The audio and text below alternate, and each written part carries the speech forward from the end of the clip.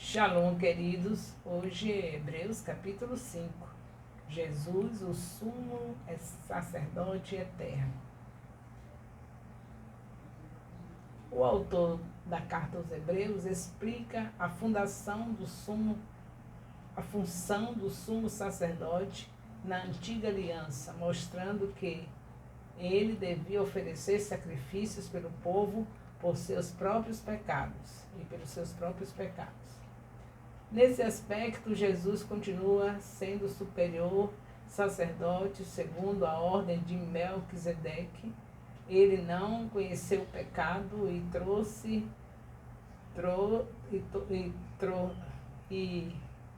tornou-se mediador de uma aliança superior, sendo capaz de interceder por cada um de seus irmãos. Ele encerra repreendendo seus leitores por causa da sua demora em aprender a palavra de Deus. Pelo tempo que receberam a mensagem, já deviam ser mestres, contudo, continuava aprendendo sempre sobre rudimentos básicos da fé.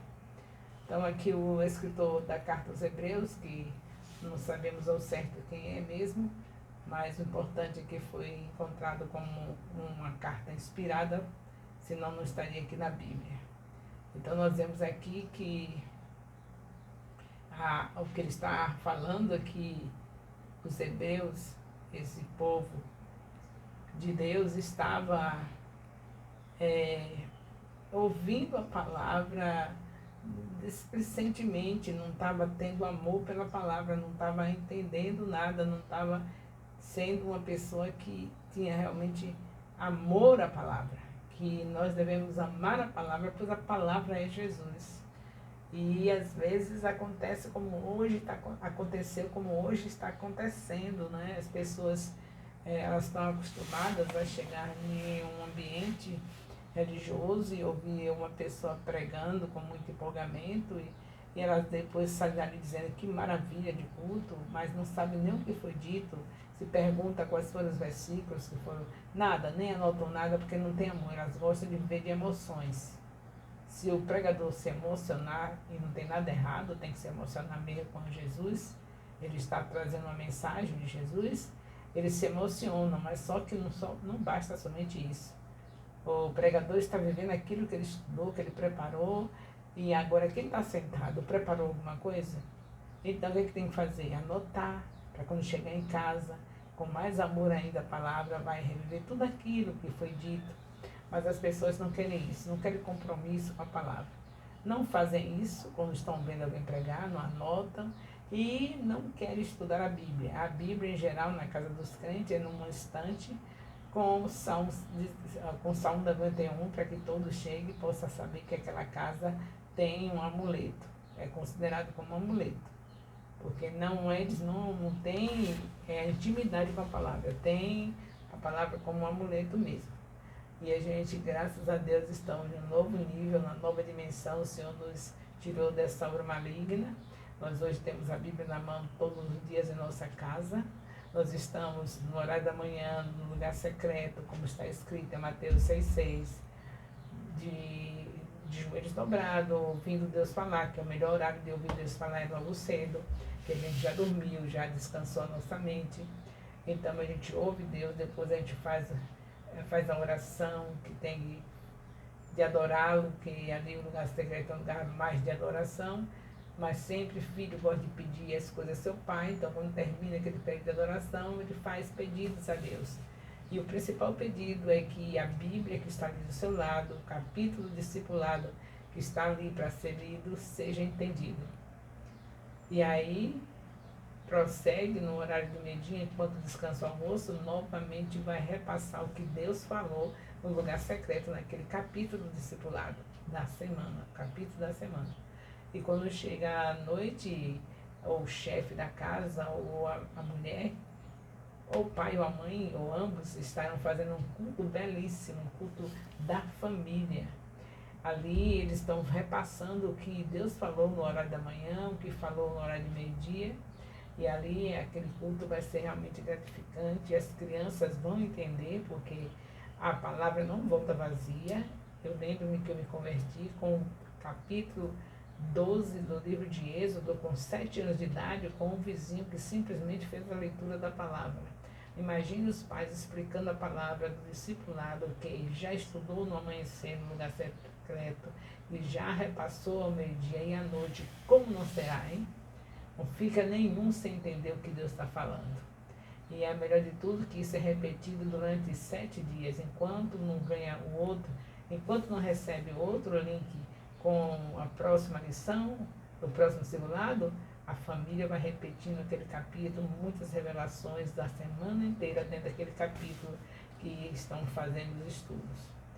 Louvado seja Deus que nós já entramos nessa dimensão, mas nós estamos assim, como aqui o autor da carta dos Hebreus está falando. Sem amor à palavra, sem se dedicar à palavra, coisa terrível, de séculos em séculos isso. Não é em vão tanto de erro, de tanto de quedas, de coisas terríveis no meio do povo de Deus, não é em vão. Sempre foi porque se apartaram da palavra, porque não estudaram a palavra. Nós vemos quando eles estavam exilados, quando eles estavam cativos, eles quando voltam, eles não sabiam nem onde estava o Pentateuco, que era a Bíblia do tempo da Antiga Aliança. A Bíblia não estava completa, mas era fundamental justamente o Pentateuco, que é dela que gera toda a Bíblia. Todos os livros da Bíblia baseados nos 5 primeiros livros da Bíblia. E eles não tinham esse livro, não tinham o Pentateuco, perdiam o Pentateuco. E aí ficavam displicentes, fazendo o que bem queria. O tempo todo, desde Gênesis a Malaquias, foi essa luta, e Jesus Cristo chegou, mostrando para nós que Ele é a palavra, e mesmo assim a gente ainda tem dificuldade de amar a Jesus, de amar a palavra. Mas em nome de Jesus Cristo nós estamos mudando a nossa, Deus está mudando a nossa história, como Ele fez no passado, na Antiga Aliança, está fazendo com o Ministério Apostólico Internacional de Jerusalém. Me deu a ordem para pegar o livro de volta para a minha vida, para a vida de todos os discípulos desse ministério. E Deus está mudando realmente a nossa história. Estamos agora entrando nos melhores anos do Ministério Apostólico Internacional de Jerusalém, pelo fato de que nós começamos em maio de 2023 e hoje nós já estamos numa outra dimensão. Louvado seja Deus. Maravilhoso é o nosso Deus. Todo sumo sacerdote é escolhido dentre os homens e designado para representá-lo em questões relacionadas com Deus e apresentar ofertas e sacrifício pelos pecados. Jesus, pelos pecados. Ele é capaz de compadecer dos que não têm conhecimento e se desviam, visto que ele próprio está sujeito à fraqueza. O sacerdote próprio, ele também está sujeito à fraqueza. Quando ele vai adiante de Deus, ele vai pedir perdão dos pecados do povo e dele também. Era assim que acontecia antes de Jesus vir. Mas Jesus agora é o sumo sacerdote, é ele, de uma vez por todas, ele se tornou o nosso sumo sacerdote.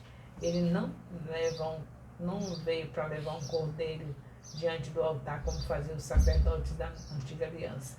Ele veio para ele mesmo ser o cordeiro, ele mesmo ser aquele que daria a vida por nós de uma vez por todas, que agora nós não precisamos mais de ter um sumo sacerdote com um cordeiro todo dia para chegar. Vocês já sabem isso que o apóstolo Elias ensinou, já como se vocês forem para o lugar secreto, que está escrito em Mateus 6,6, vocês sabem disso, que Jesus mandou entrar no quarto e orar. E o apóstolo Elias ensinou que nós devemos lembrar de tudo isso que Deus fez. Deus fez isso, vai mandar fazer um tabernáculo.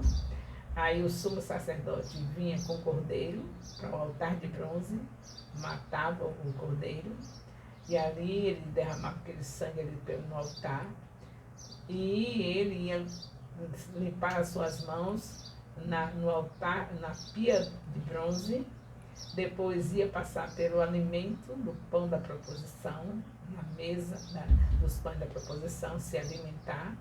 Depois ia para o candelabro, para estar ali recebendo o revestimento do Espírito, dos 7 Espíritos de Deus.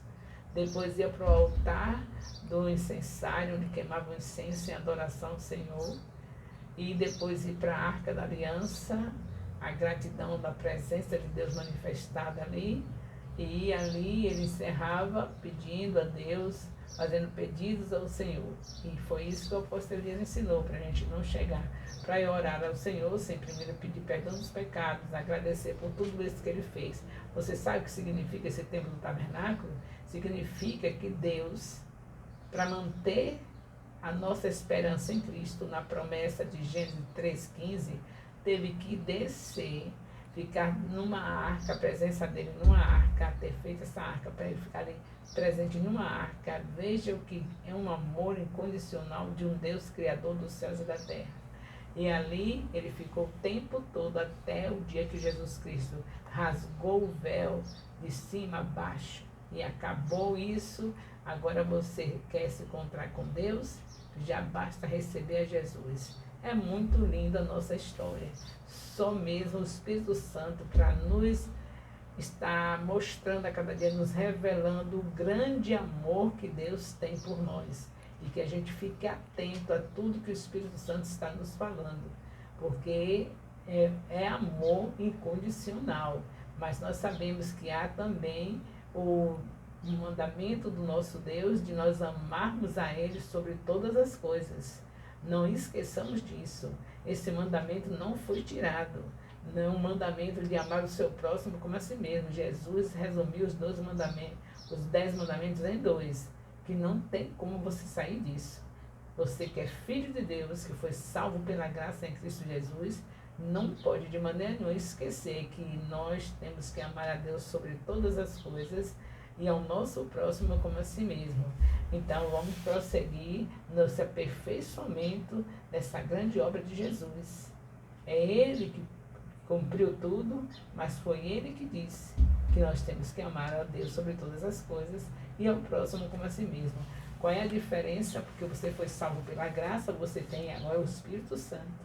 A graça, na verdade, é porque nós não tínhamos o direito nem sequer de levantar abrir a nossa boca e falar o nome de Deus, porque de tanto engano no nosso coração, de tanto maldade, mas o Senhor Jesus Cristo deu a sua vida por nós para que o Espírito dele habitasse em nós.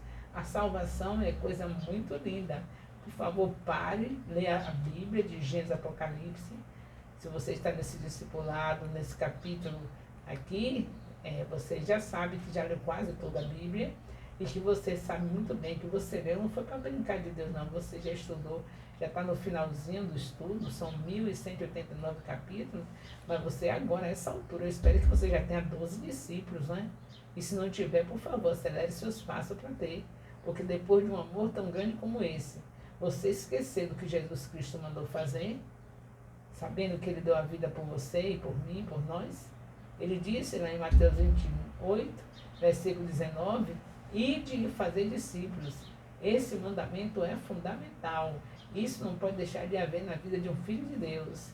Quantos discípulos você já tem? Você já tem o estudo da Bíblia quase completo. O que está lhe faltando?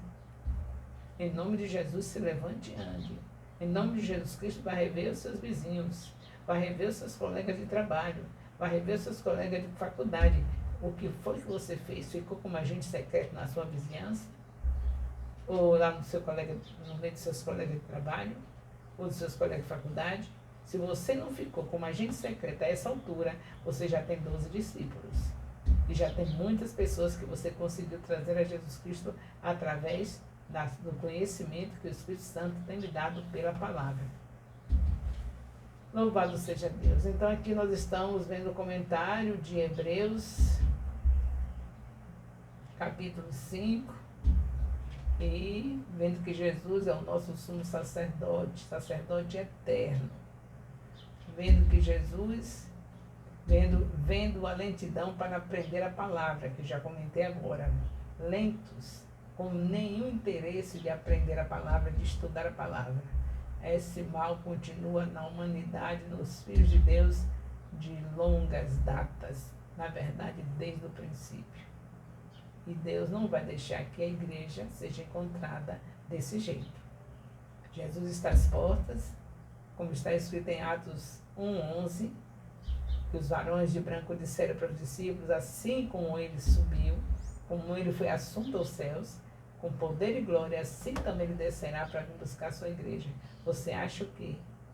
Que no momento que nós estamos vivendo, que nós temos visto, ainda falta muito tempo para Jesus cumprir essa promessa? Ele cumpriu todas, não vai ser essa que vai ficar sem se cumprir.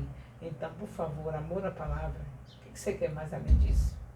Tem alguma coisa que necessite mais do que a palavra? A palavra, ela não volta vazia. Então, você nunca perdeu tempo em ler a palavra, ela não volta vazia. Vai ter sempre algo para ser revelado à sua vida, para aperfeiçoar a sua vida, para viver realmente como Cristo requer. Então, em nome de Jesus, ajude aqueles que estão com dificuldade de fazer o discipulado a serem convencidos pelo Espírito Santo. Se você abrir a sua boca e falar do que você tem estudado, como é que Deus está agindo, outros vão se convencer a fazer o discipulado, porque nós estamos numa igreja em célula no modelo dos 12. Igreja em célula é algo de Deus, porque até a nação israelita foi formada, que é um modelo para nós, foi formada através de células. Está lá escrito em Êxodo capítulo 18. Então, igreja em célula não é heresia, é algo bíblico. No modelo dos 12 não é heresia, porque o modelo dos 12 é o modelo de Jesus. E ele deu o mesmo Espírito que estava nele, que capacitou para ele fazer 12 discípulos. É o mesmo Espírito, ele entregou para nós fazermos o mesmo. Então não fique aí com sua cabeça atrás de conversa de quem não conhece a Bíblia, falando que é heresia ter 12 discípulos, que é heresia ser igreja em célula.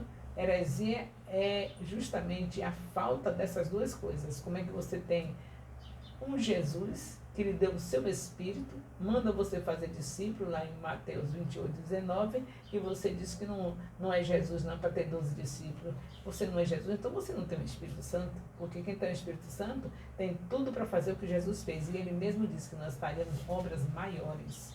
Você só não pode fazer melhores do que Jesus, mas obras maiores ele falou que você pode. Então como é que você está se recusando a ter 12 discípulos? Por favor, ame a palavra, viva a palavra, porque a palavra é viva e eficaz.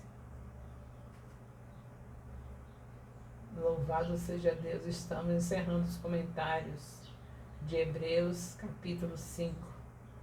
E eu espero que você esteja consciente de que o caminho a seguir é esse. Estudar a palavra, mudar a sua história, histórico da sua família, com a família que ama a Deus, não uma família que só tem uma religião, só quer saber da religião. No domingo vai ouvir o pastor, voltou e mais nada. Isso aí são os religiosos. Você foi chamado para ser filho de Deus, e filho de Deus ama a palavra, porque a palavra é Jesus. O amor de Deus, nosso Pai, a graça salvadora do nosso Senhor Jesus Cristo, a comunhão do Espírito Santo seja com todos os discipuladores e discípulos do MAI-FJ, com todos os líderes de célula, colíder de célula, componentes de célula do MAI-FJ, desde agora e para sempre. Amém. Louvado seja Deus.